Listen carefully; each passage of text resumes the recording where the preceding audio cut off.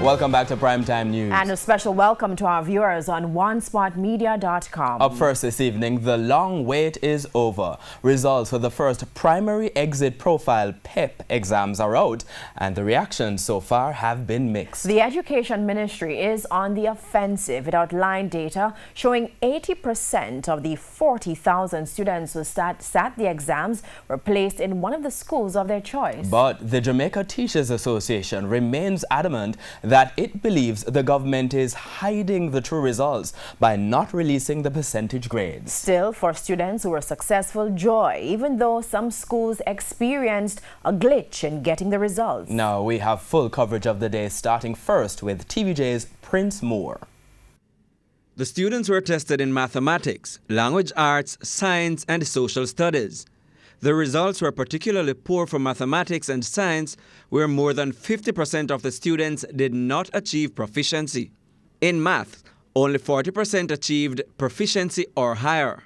55% of students demonstrated proficiency or advanced proficiency in language arts, and 36% were at the developing level. 63% of the students who sat the test have demonstrated proficiency or advanced proficiency in knowledge, skills, competencies required in social studies.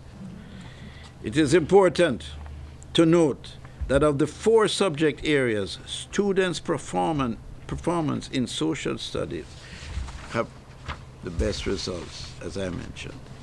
The ministry is also reporting that 1,116 students who sat the exam had scores at the highly proficient level in all 4 subject areas.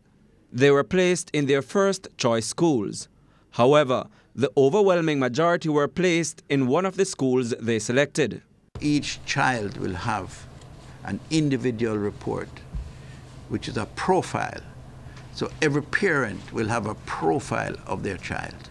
Not just a mark, but a profile. Yes, and they will then be able to use that profile in their contribution to the advancement of the child's education, to detect areas of strength that we have found, and to build on that, and to pay attention to the areas of weakness that the test has shown, and together working with, as parents and teachers, ministry, everyone, the government, we can move the educational system ahead.